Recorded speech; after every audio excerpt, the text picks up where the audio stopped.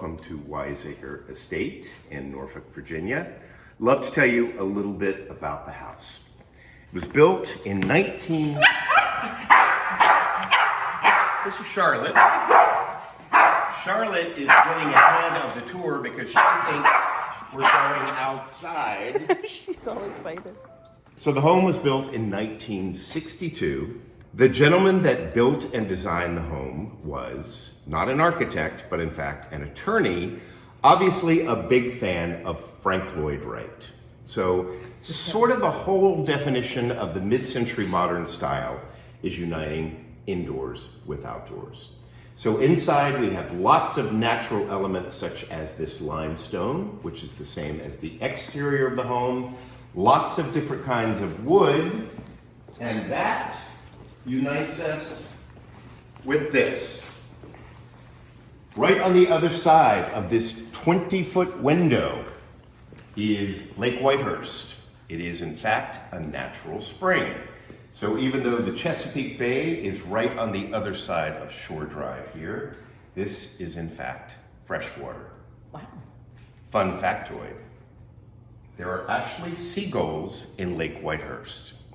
I thought they must be confused. It turns out that seagulls are the only fowl, that's with a W, not a U, that can actually feed in saltwater and freshwater. So they may want shrimp, they may want bass, they have their choice. Right across from Lake Whitehurst is Norfolk Botanical Garden right over here.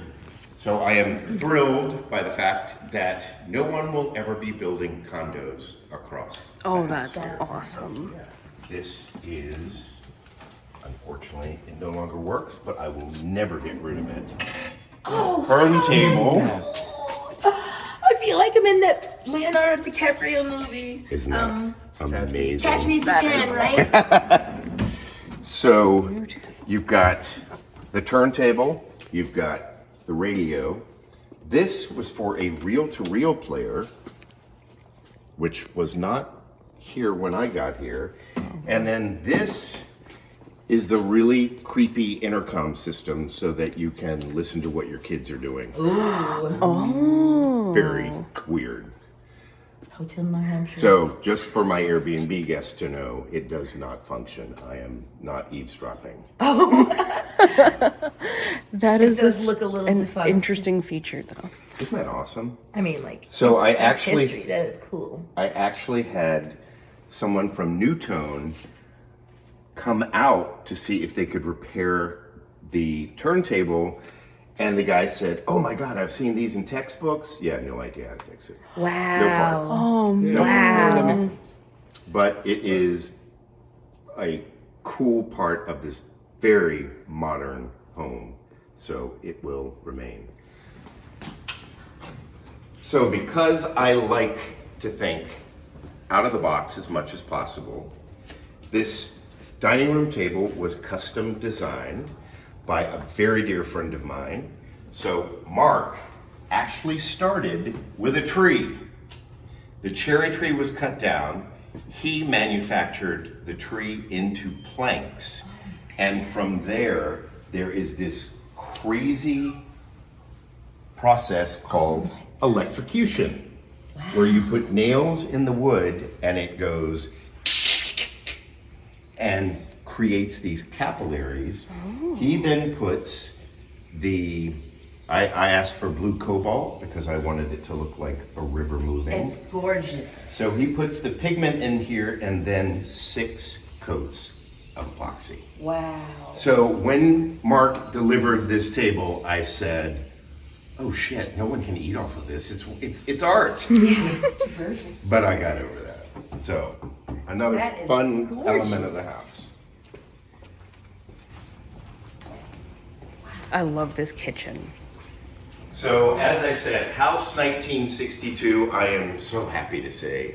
Kitchen rebuilt in 2016. Oh my God. I love the glitter and the countertop. You might have noticed, I like sparkly things. I do too. It's beautiful. So there are 2 different kinds of quartz in here. Over here and over here, we have the little sparkles. And here we have the chipped glass. So as you can imagine, in a 1962 house, kitchens and bathrooms do not always age so well. So we started from scratch in here. The whole aesthetic of mid-century modern style is simple lines. So in here, we kept everything pretty straightforward. You were not going to have Mediterranean molding around the top. You're not going to have chair rails. That is simply not what Frank Lloyd Wright would approve of. I do love this backsplash. Me too. Oh my God. So I brought in this shiny gray lacquered cabinet, and then turquoise and mint green as the dominant colors in the kitchen. It's perfect. And fun fact, 2 fun facts. This kitchen sink is in fact original. Oh. So This is awesome. Who has ever seen a triple stainless steel sink? This was part of the original house. So when I redid the kitchen, this was the starting point. Fun fact. Was it in here or was it in a different area? It was, the island was more aligned to the door. So the whole island went like that. And I just thought, that makes more sense. Oh yeah, that uses the space way better. Fun fact number 2, that window was not there because in 1962 we cooked and then we entertained. Obviously, this view is what it's all about. So my contractors did a very fine job of making it look as if it was always meant to be there. That's I'm in stunning. love with this kitchen. The previous kitchen. Oh, get out of here! So Oh, wow. this refrigerator was right here. Wow. Oh yeah. So you can see it was completely Oh, filled yeah. in. Wow. There is grout tile here, which nobody loves. And here's that stainless steel sink. So this is a very flattering photo. I tried to make the lighting pick up the hue of the wood, but it was pretty much beat to hell. So you can see there's the dining room right there. This is the window here, and then the sink at a slightly different angle. So Quist is like Captain Crunch, except it didn't tear up the roof of your mouth. True. Yeah.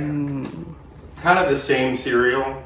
Yeah, Quaker it wasn't as Quaker sharp. Oats, but much more gentle on a I kids. love Twist. And the little alien was so cute. What was I getting ready to say?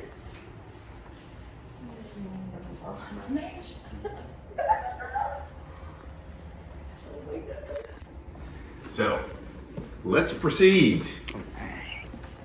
Like the rest of the house, our guest bathroom is a little bit unexpected. Won't you follow me? So here we not only have your expected seating, but for some reason we also have some bonus seating in here. I cannot explain it, but I love it. It's great for getting ready for a wedding. Yeah, definitely. And then our interesting tidbit here. Yeah, that is one of my favorites. Wow.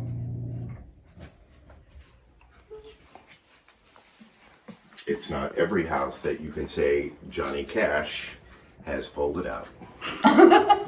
This hallway is known as the gallery. So the horizontal wood is very typical of Frank Lloyd Wright homes.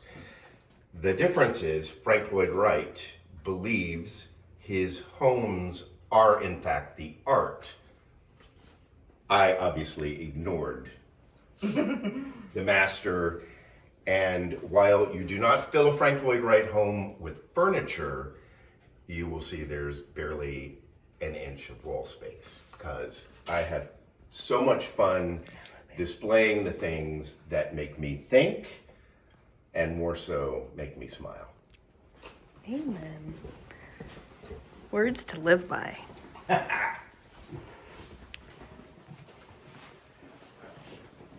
Oh, wow. So we have two guest rooms. Oh, Vanessa, I'm going to let you just take a walk through, and then you'll see the Thank you. Jack and Jill back between. I was so into Greece. Oh my god. Oh my god. Oh. Oh, me too. I have them. Well, I have her, and I have a guy that looks like him. Yeah, That is so cute. that is my favorite movie of all time. Oh, that's our favorite like go-to holiday movie. It is the best.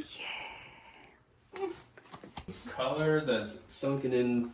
Oh, wow, I like Wow. that. That is real neat. Honestly. I love the floor in there. The stone look. That is cool. Oh, yellow. Oh my God, this is beautiful. I love that. That I put in. So the desk was built in. I put in the Formica because Sorry. I don't have Formica. Oh, I love this bathroom. Ooh. Oh man. What a view too. You get it on most sides of the There house. are lake views from every Room. That's awesome. room except that little bathroom. That's all right. I'm sorry. It has its own. So I moved here, and I guess we'll talk about this when we sit down. I moved here 8 years ago, and the house was beat up. So the ones have been here about 8 years. Wow. So my previous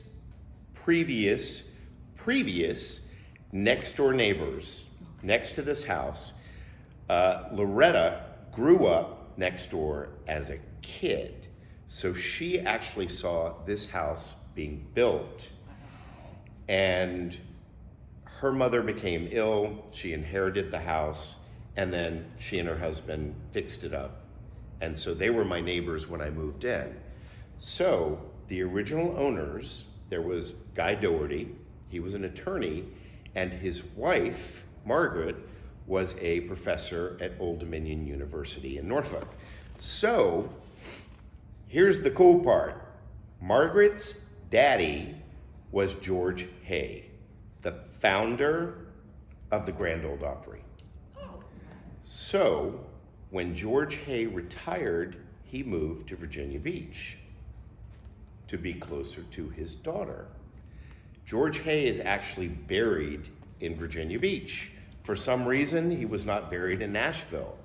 So when he died, there was a memorial, and my neighbor Loretta told me that after the memorial, there was a gathering here, and all of this Nashville royalty came to the house because Loretta saw it. She was a kid in 1968, I believe.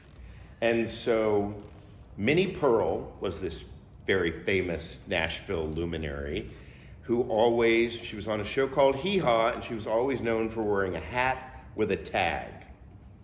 So Loretta said Minnie Pearl, who apparently was a very elegant lady, was here without the hat.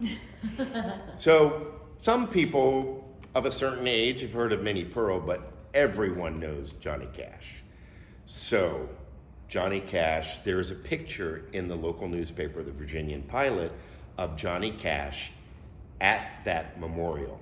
I researched his timeline to try to figure out where he was at this certain point.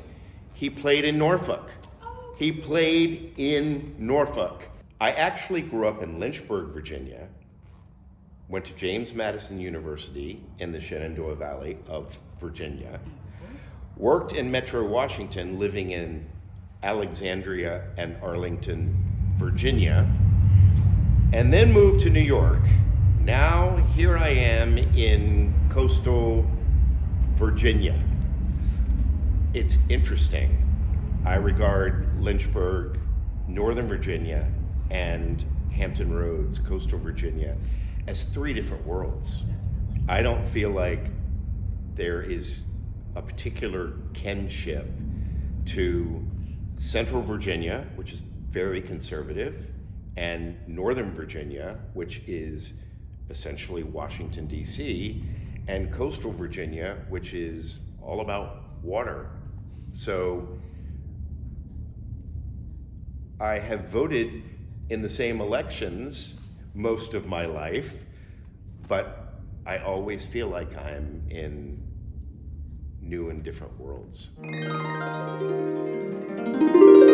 Do the couples ever come to you for advice as to like where to get their catering from, things like that? So I, of course, have worked with, I think, every caterer, DJ, officiant, bartender, you name it, in coastal Virginia, including porta potties. So, so I am always happy to make recommendations to my couples.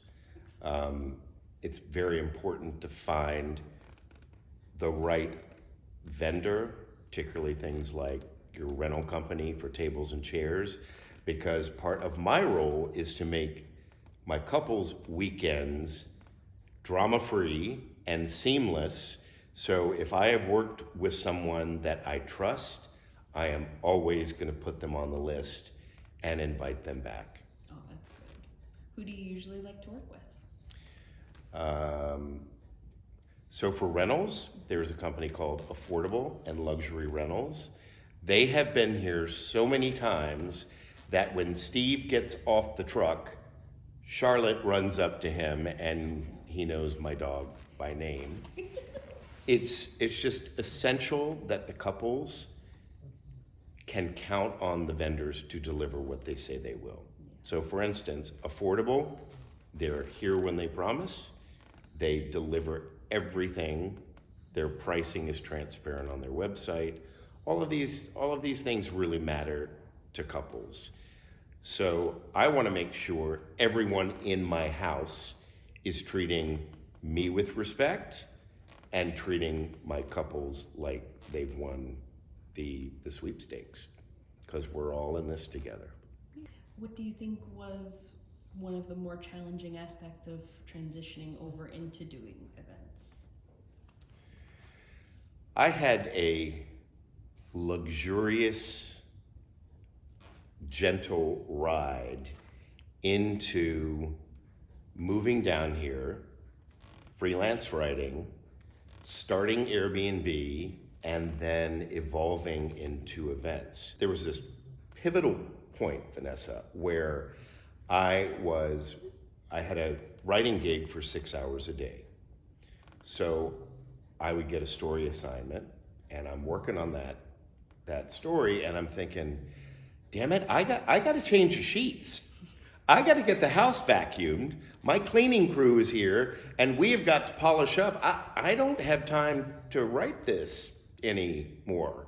So there did come this really scary moment where I said, it's time for the writing gig to go, because my hosting, my Airbnb, and my events are not only more lucrative, but I gotta be spot on and make sure that that bed is made and those pillowcases are clean.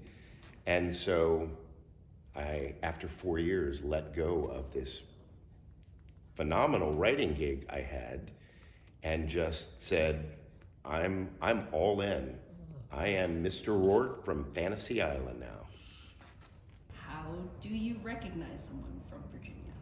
So I grew up in a part of Virginia, Lynchburg, which is very much considered the South.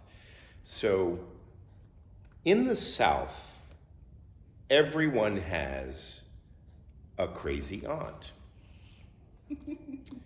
And I have bragging rights to the same.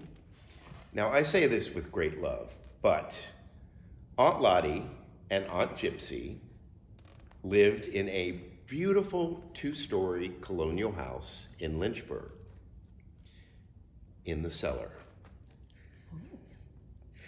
because the house was too good to use. So Aunt Lottie was married to Howard. They never had children. Howard died and left Lottie plenty of money to take care of herself and her sister, Gypsy, who was never married. But all of my life as a kid, I would go visit them in the cellar with concrete floors and pipes, and they slept in the cellar. And Aunt Lottie, who lived to the age of 190, that lady had a long, long life, would climb the stairs to the kitchen on the first level of the home and walk back down the stairs to bring Charles some apple juice, young Charles, that would be me. But otherwise, they always lived in the basement of their home, and all of the furniture was covered. Beautiful antiques. Too good to use. So there is my Southern Virginia legacy crazy aunt story.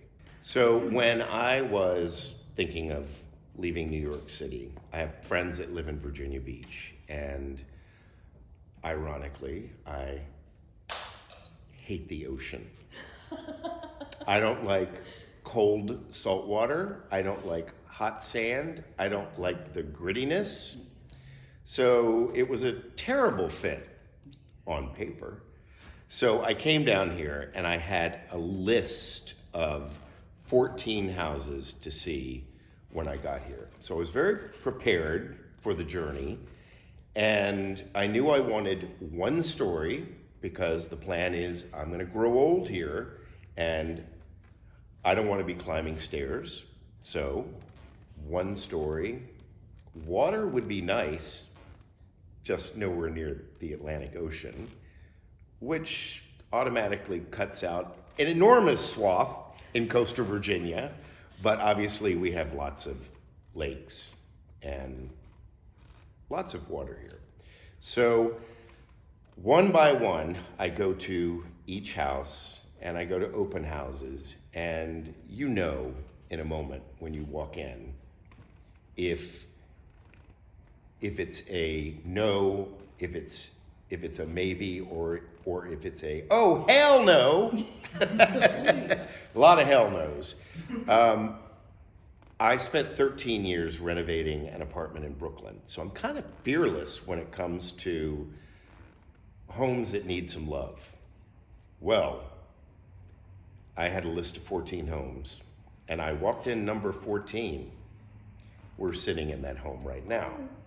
So I did not have a realtor that day because this was exploratory. So the house was so beat to hell that the sliding doors in the porch right behind us were kind of hanging on their frames. So what would you do? Try to break in the house. So I tried to break in the house, and who the hell knew there was an alarm? Yeah, set the alarm off. So thought, I think I'll come back tomorrow with a realtor. So the following day, I walked in the house, and it needed so much work. And I literally said to my realtor, Katie, oh shit, I think I'm home. So within the first 8 months, I replaced the heating and cooling, all of the sliding doors that were hanging on their frames, all of the windows, except thankfully the very large windows in this great room, which go up 20 feet. I brought in a gas line.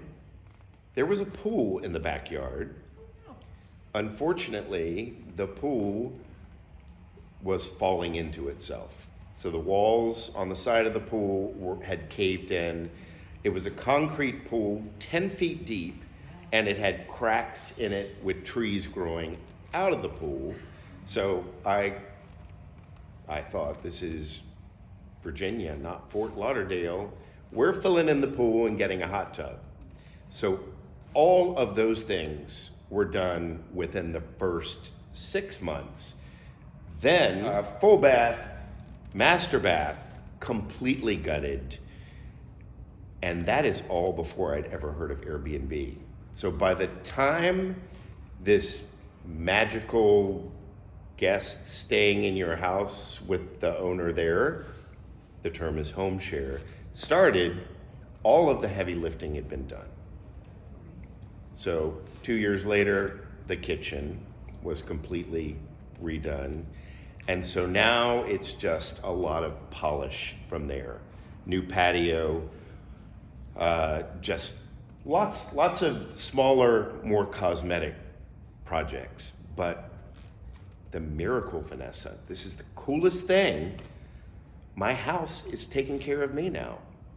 So what a gift. I get to meet these beautiful couples making memories in my house and get to be everything from the host to their uncle to their shrink for a weekend, and then continue making this house more and more of a home and hopefully a showplace for years to come.